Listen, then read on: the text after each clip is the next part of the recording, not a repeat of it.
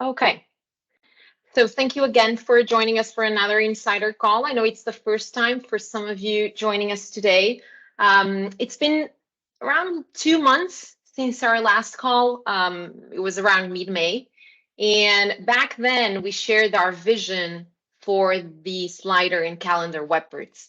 Today, what we're hoping to do is to get back to you with what we've done so far on these two webparts, validate if we're in the right route, and understand some additional needs that you may have, some additional feature suggestions, and also kind of your feedback. If you've done some testing already on the Insiders version, get a sense of how you're feeling about the way we're going.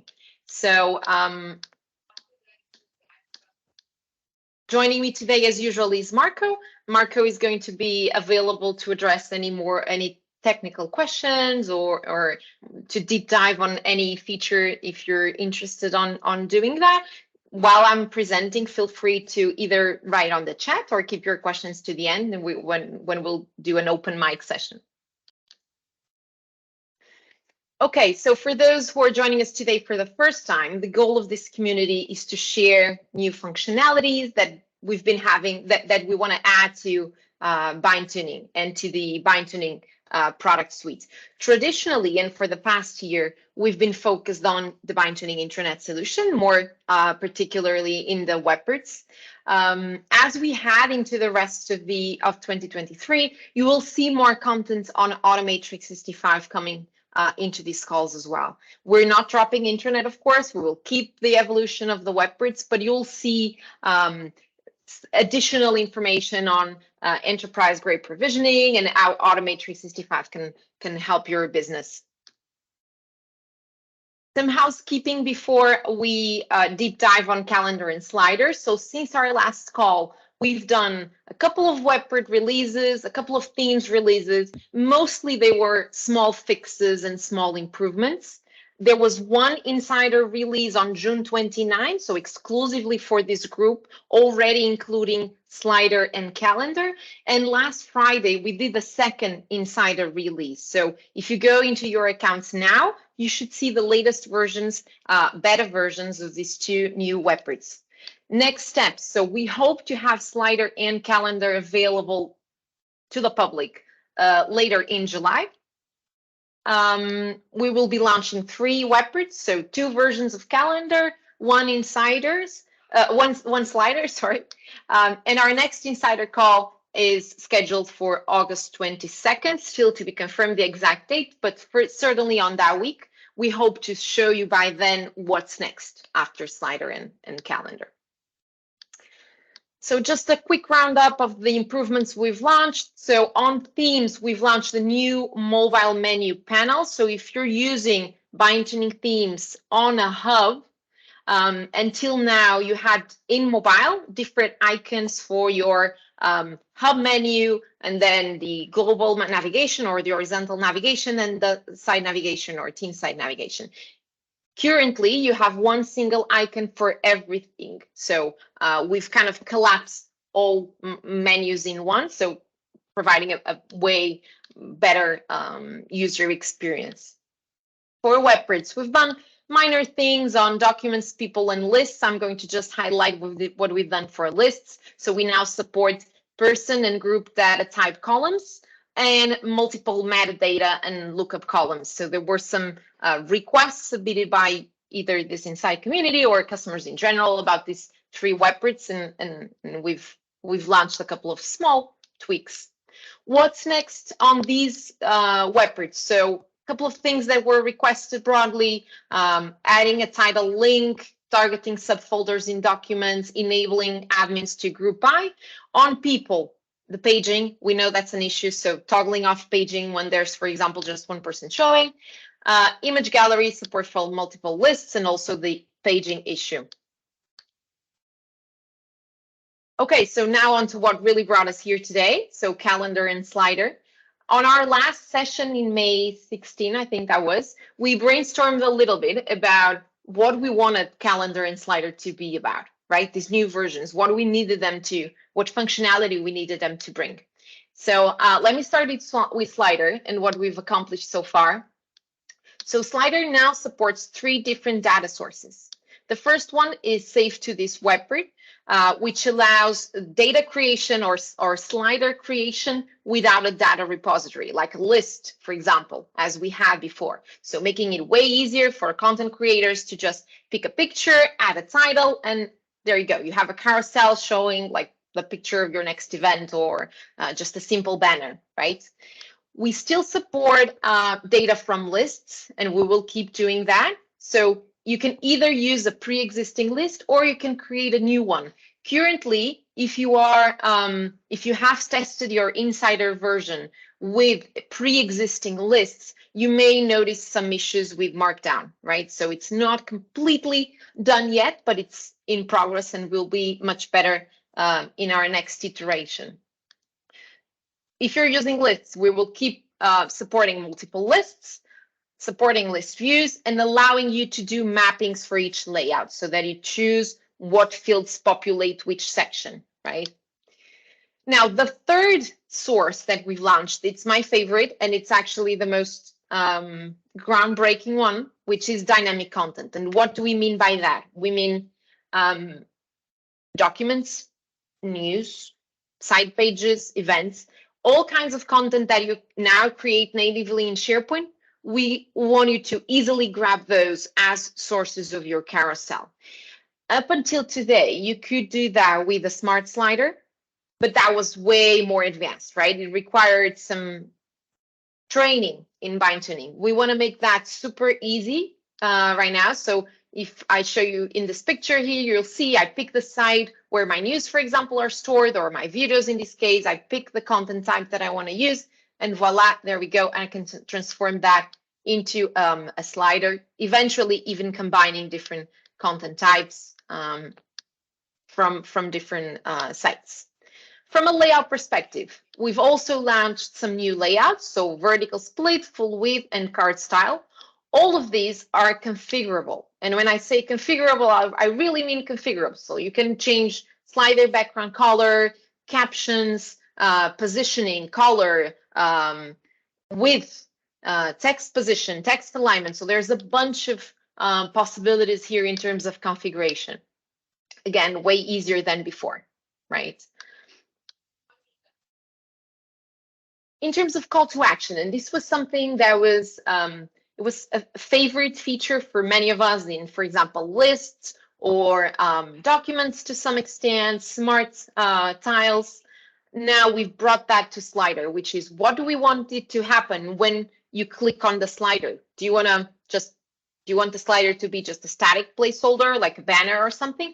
Or do you want to click to redirect you somewhere else? Is that somewhere else a new window, the same window, or a model?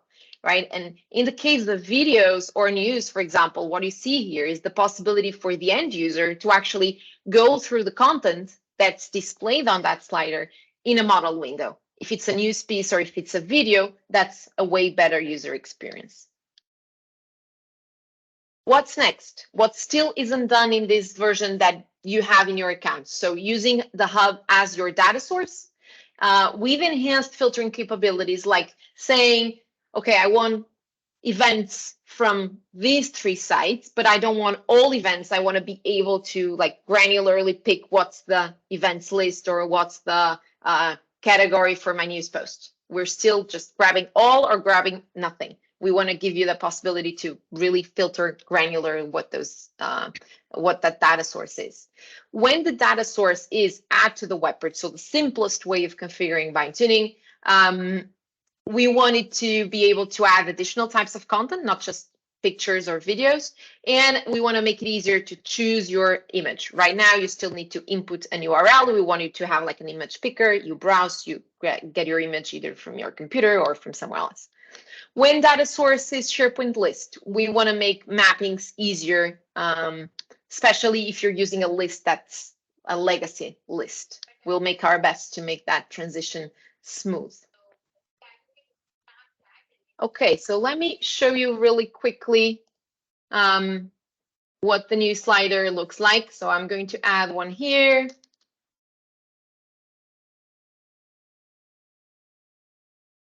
And I'll show you my favorite scenario, which is that dynamic content that I was telling you about. So I'm going to pick content from other sites. And now I'm choosing news. There you go. Right, so a bunch of news already populating my slider. If I want to change the layout, let me try that. I can start customizing how it looks, leveraging my color palette, the one that I've defined for the theme, text color. I think it's good as it is. There you go. You can really tweak the way you're displaying text. If your images are not fitting very well the screen, they're getting distorted, you have these two options to make them either fit the screen. I know we discussed this a lot in our last call. Just fit the available space or cover the everything. So usual options like allowing slider height. If you want to make it smaller, you still can. Not very good looking though. Yeah, there we go. Okay.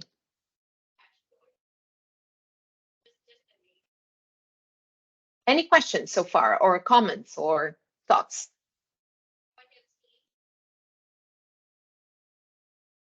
Oh, I just put a quick one in the chat there, but I hope when you're adding images, of course, you allow it to be resized on the go, because people are uploading those giant iPhone images we want shrunk down for web, right? yeah. Okay, so it depends. If you're in this case, in the case of that, and let me get it back again to a better size. In this case, the picture is coming directly from the news post, right? So it's that case in which let me republish that. So the news, the picture that is populating that, it's the picture that's in my page section, the page title at the top. So I'm not resizing it here as part of the web page. Where you can adjust the slider size is when you are, sorry.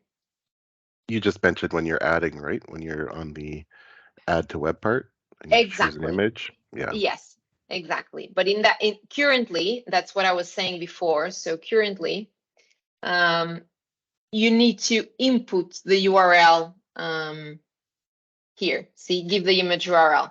What we're working on now is the possibility to browse, which is, of course, the expected behavior. But you'll need to have the right image with the right size somewhere, right? So, but if you have an image bank or something. Can you do your magic there, right? Anywhere where we're inputting pictures is what I'm getting at, because I think you did it on the documents or the image library, right? Whereas when you add an image, you can force it. Force a specific size, yes. Right, in the image gallery. We can do it. We can do it. We can. Put that magic here too. Yeah, is what I'm saying. Yeah. Okay. Okay. Just prevent our users from getting those, you know, 4 gigabyte files into the website. Okay. Okay. Thank you for that, David. Okay, on to calendar. And as you recall, for those who were here on our last call, we had a discussion on whether we should split our web parts in two or just keep one single web part with a lot of features, which would make the upgrade a little bit complicated for current customers. So we ended up following your advice and splitting the web part in two. So we will have one web part that is currently named calendar events, but we're hoping the name to change soon. And calendar events is mostly going to be the natural evolution of the current BindTuning calendar. So still the same list view, okay, but easier to configure with more data sources and more interaction. And I'll go to that in a second. The much awaited calendar update, it's going to be a separate, totally new calendar web part. And that's the one that's going to have that calendar-like layout that we all want, okay, with the month view and the week view and the day view. These are going to be two separate web parts that you will have in your gallery. So independently, you will be able to use one or the other. Let me show you what the calendar events one looks like. So this is the evolution of the current one, right? So key thing that we're doing first is adding new data sources. And you've asked for this for a long time also. So we're not only supporting SharePoint calendars, but also other kinds of SharePoint lists. We will keep supporting search. And we finally added the Microsoft 365 groups.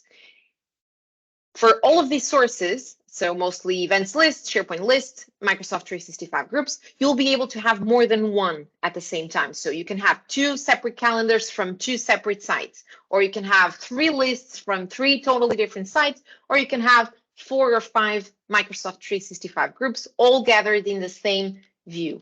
Of course, then, depending on whether you're using events lists or SharePoint lists, some things may differ.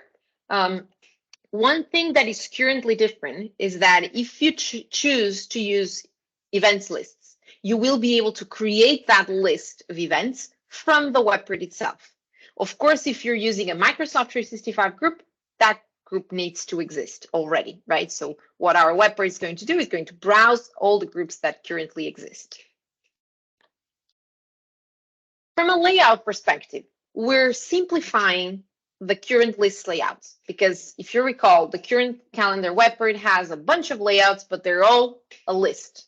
So currently, in the insider version that's available to you in your account, we have one list layout that has multiple data formats available. So I don't know if you see my screen, but my mouse, but this date here, you'll be able to change that and customize it. The category customization experience is way better. So choosing the color for a certain category, choosing an icon to illustrate a certain event type, for example, is going to be way easier. And I'm going to show that to you in a second.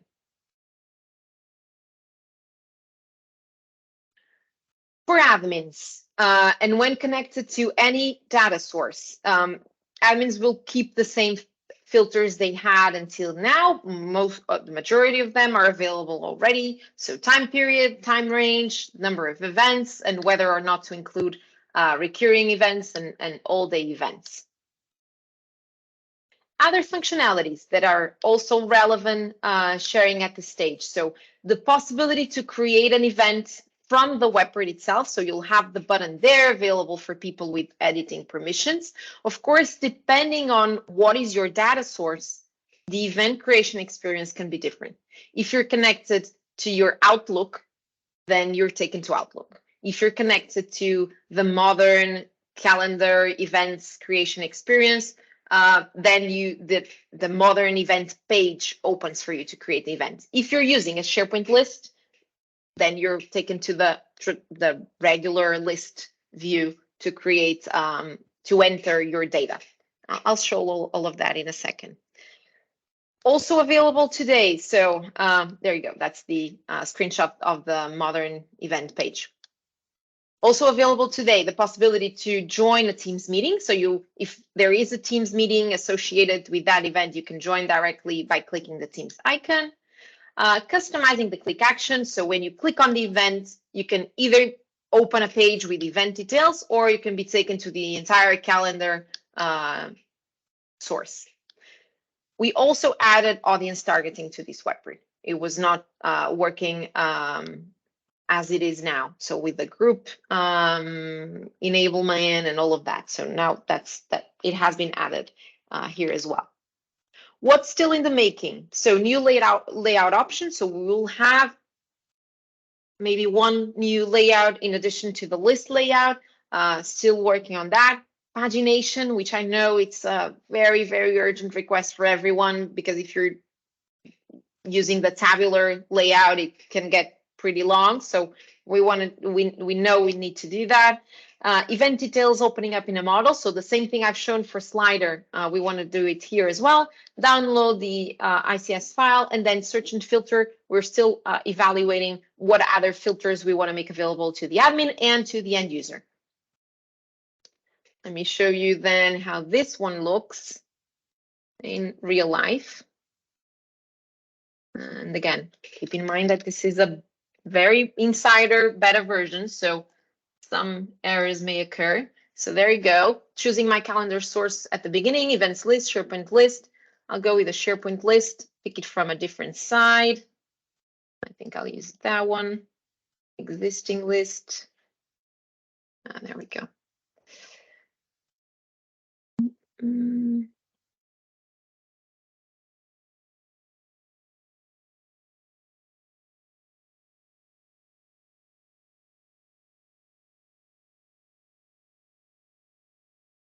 Okay, so you already see one event being added there. If I want to add a new event from here, you see I landed up here. It's an old calendar that I was using, but the webper can still read it. On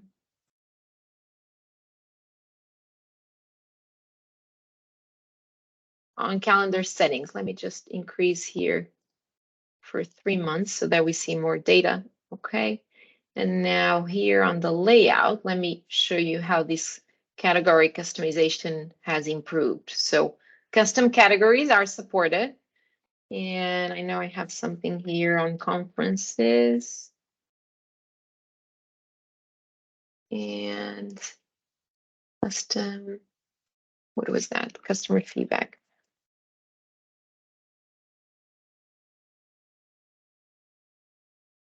Okay, there we go. So you see that these two just inherited the custom color. Same thing for icons. So again, way easier. Custom color. Just do one. But I'm able to browse all the modern icons. So way easier and more modern than what we had before. Are you still using Font Awesome? Are we still using Font Awesome, Marco? No. Give Okay. up on it. Don't. Just it's modern. I did love the Font Awesome because we have our own Font Awesome kit, so I've got some of my own custom icons up there. So, but we never really got it working inside yours. So, but okay, at least you can pick your icons now, so there's no confusion. Yes. Yeah. Okay. How do the two calendar controls deal with private meetings? Private meetings. Okay, so the first one, in this case, if it's in a SharePoint list, then it will show it will show all events that are in that calendar, right? So if you have access to that calendar, then you'll see all the events. If you're showing Outlook, then this will show your personal meetings just to you, right? Let's see if it pops in.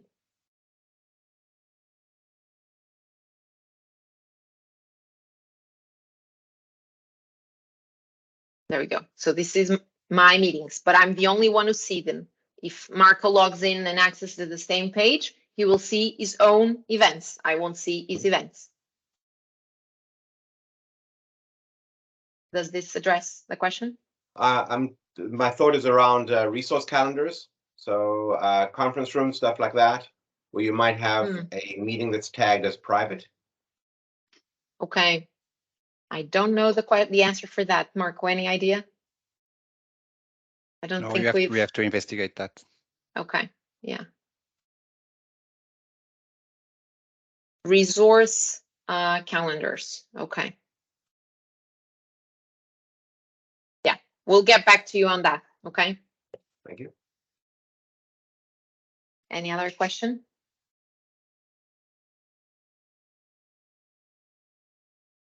Nope. Okay, so let me move on to the calendar view. So again, temporary name. We're going to change this. Sorry,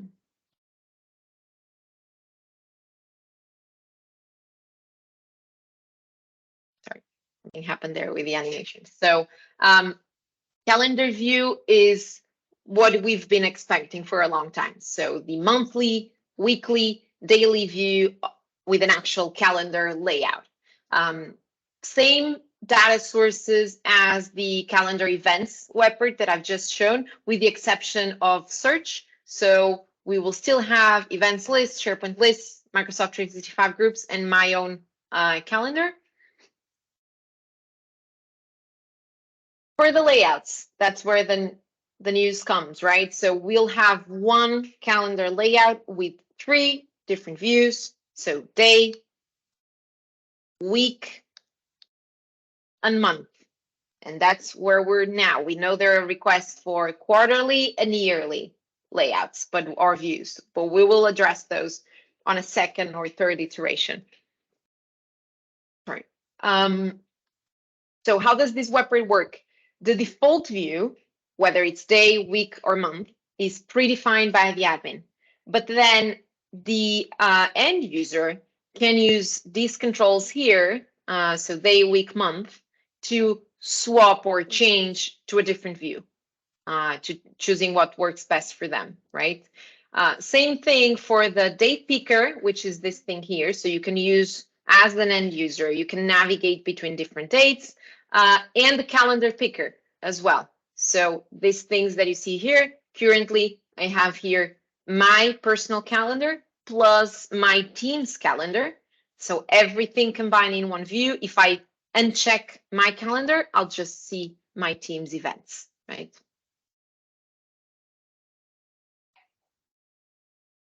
Other key functionalities worth mentioning. So the possibility to create events from the website, so very similar to the one before. If you see here, just right there, there's that icon which allows me to create an event from the website if I have permissions to do so.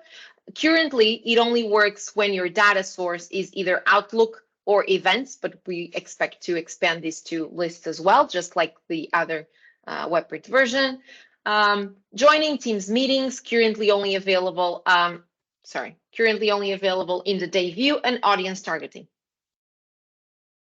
What's next? So customizable color overlays. If you notice that screenshot that I had at the beginning, the blue and orange color coding was automatic, so I couldn't change that, but we know you want to customize that and create your own colors, so we will give you that possibility. Customizable click action, so what happens when you click an event from this calendar? Do you want to open event details? Do you want to open the actual event source? Opening event details on a model, making it easier, not having the end user leave context, for example, to download the ICS or to join the Teams meeting.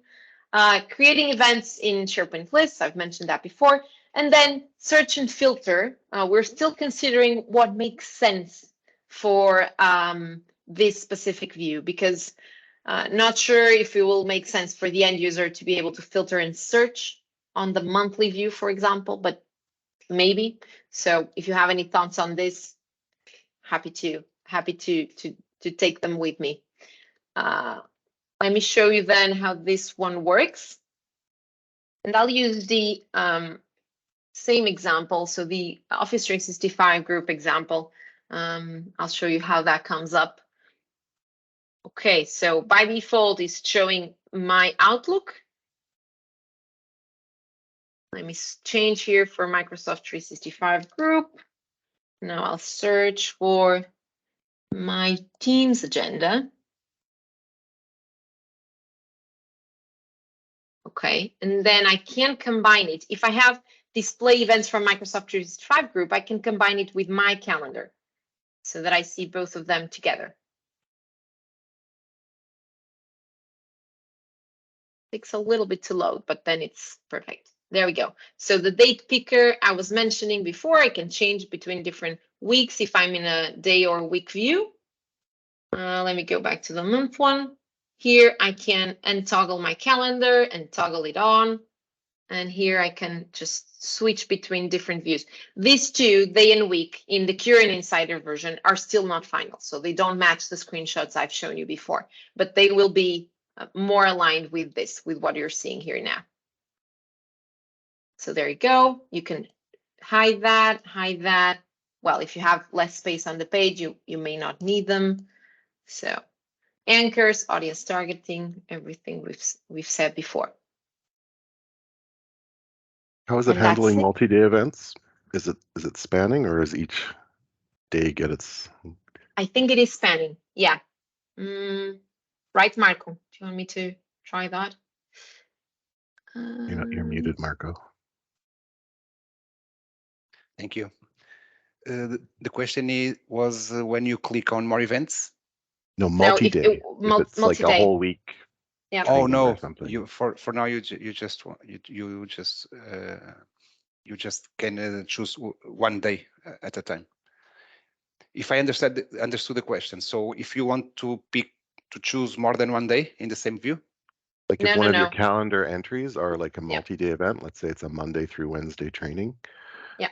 Okay. It will be going to span the 3 days, or is it going to be three? Yes. It will be unfolded to the 3 days. Yeah. It will. Okay. Yeah. Also on your toggles, it'd be neat if you could turn weekends off just to give back some screen real estate. Yeah. Yes. Yeah. And then is there a layout choice to put the days of the week as the top row only instead of repeating it in every cell, or is that? No, there isn't. Not right now. No. Okay.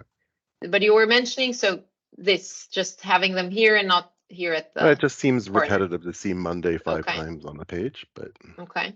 Yeah. Makes sense. Just a thought. Okay. Just my initial hits, right? Okay. Good. Are those are multi-day events, yes, right? So they are. Yes. We see a little window per. Okay. Yeah.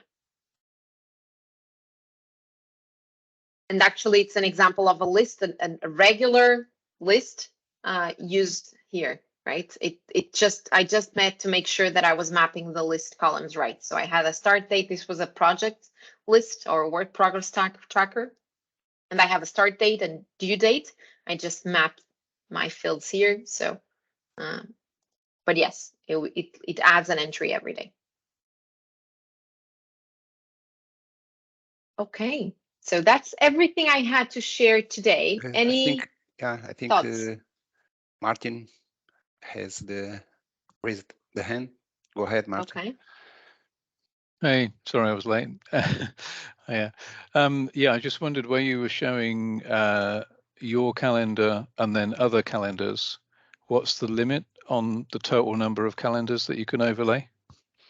Well, technically, no, you can choose a lot of them, but of course, as you understand, if you choose a lot of them, you will be get less performance by loading the web parts. So we didn't put a limit, so of course you cannot put 20 or 30. What do you think the realistic limit is? Are we 2 or 3 or? Yeah, it depends. It depends on your default view, because if you are just displaying a whole month, and if you are just you are having like 5 calendars, we have to just wait a little bit to get all the 5 calendars to the current month. If you put on the default view just today or the week, then it will be quicker. And of course, when the user just switch to another view, he will have to wait for loading. Yeah. Yeah, sure. Okay, that's cool. Thank you. I think Mike had a question too. Yeah, Mike, go ahead. Yeah, I have a couple questions. Is there going to be like a mini version of this calendar? So, like, say we want to put it in like the far right hand side of the screen and have it be really condensed. Is it going to be like a mini version? Well, it works better on larger sections, but we are working on smaller views also. But of course, we'll lose some information. Okay. Yeah. And what about the card view? So I know the Microsoft default one, the events, has cards that you can add to Outlook and everything like that. Are you gonna make a card view of this as well? What do you mean a card view? Like if you were to just add events to the calendar, it will display them like a card format, and at the bottom there's the little add to Outlook. The downloading the meeting request. Yeah, I mean, it'd be great to be able to have them added to Outlook, but a lot of our users tend to like that out of the box Microsoft calendar events one, where they end up looking like cards. Sorry, like this. Yes. Yeah, they like Okay. that one, but the only problem with this one is it only looks at one calendar. It'd be great if you had something like this, but it could pull all of the calendars or whatever calendars I decide to pick and choose from. Okay, so if you have in our other webpage, so the other calendar, the one that I've shown, so the one that is currently a list, right? But for which we're hoping to have more views. For this one, for the calendar events, our goal is to enable people to download the meeting request. And if you're using like different calendars here, so if you pick more than one list, and well, tell me if I'm not fully understanding, but so if I have marketing calendar from one side, and then from the build side, I have another calendar, like calendar 1. Okay. Let me see if I have more. Okay, this should do it. Maybe expand the range. Yeah. Okay. So let's say these are from different calendars. One is from marketing calendar, the other one is from calendar 1. You want to be able to download the items, but one by one or no? Yes, one by one, and they also like that new card look where like they have the picture on the top and things like that. Yeah. They don't really like the list view as much. Yeah. No, we know. But we'll do that. So we will have this look and the possibility to download the meeting request, let's call it like that, or the placeholder, with multiple calendars combined in one, as you have here. So yes. Okay, cool. Thank you. I think that'll be a big win, to be honest. Yeah. With that nice card look. Yeah. Anything else, Mike? Nope, that's it for me. Yeah. Okay. Thank you. David, I see some of your comments here. I sent a wish list to Marco if he wants to get creative in his HTML. It'll be hard, but I sometimes you don't want the fixed height, right? You want to see, okay, Friday's a busy day, everyone on our team is away, and it shows because it's big, right? So sometimes you want that. And I think it's also easier to read multi-day events when they span multiple days instead of individual little buckets, right? So yeah. Just some thoughts. Yeah. Okay. Thank you. Anyone else has questions or comments? Are we heading on the right direction? Are we missing anything? Is it a technical reason you want to have 2 controls? Or is it to make it easier for end users? It feels like as soon as we go down one path, someone's going to want to look at it the other way. And I'm wondering why you want to have 2 controls instead of BindTuning calendar. Why we decided to split into web parts?